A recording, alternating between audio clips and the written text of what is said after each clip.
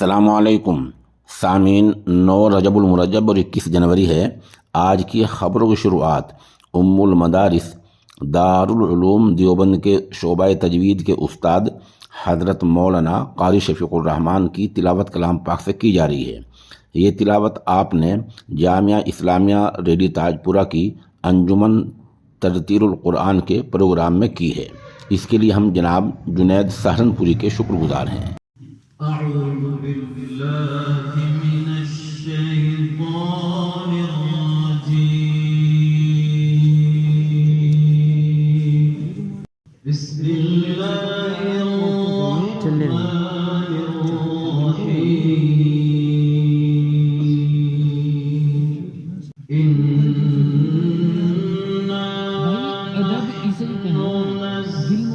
نزلنا عليك القرآن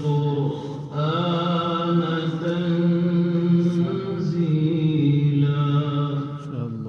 فاصبر لحكم ربك ولا تطع منهم آثما أو كفورا واذكر اسم ربك بكرة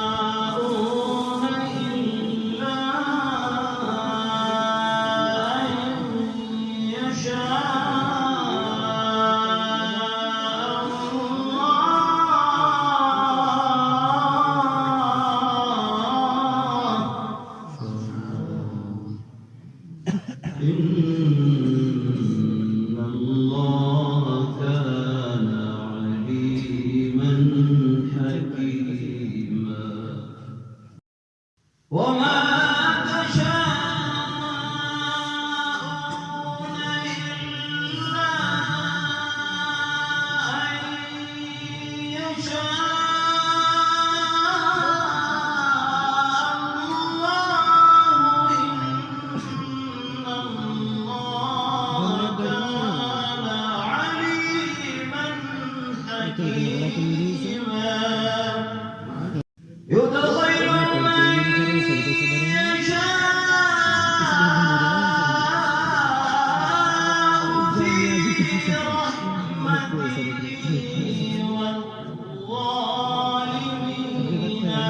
أعد لهم عذابا أليما.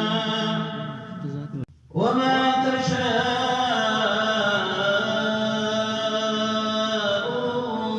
إلا أن يشاء الله.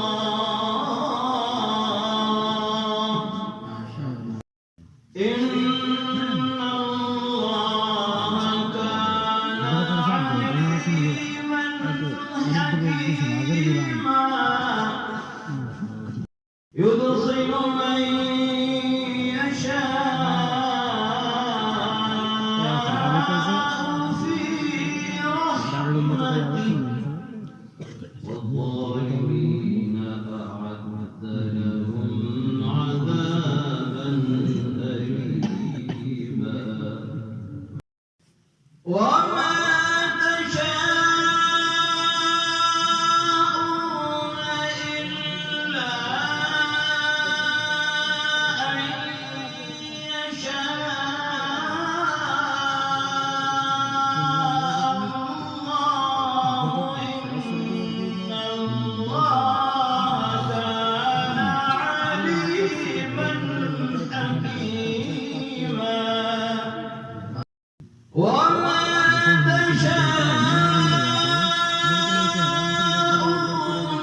إلا أن يشاء الله. إن الله كان عليما حكيما. يدخل من يشاء في رحمته والظالمين أعد لهم عذابا أليما. يدخل من يشاء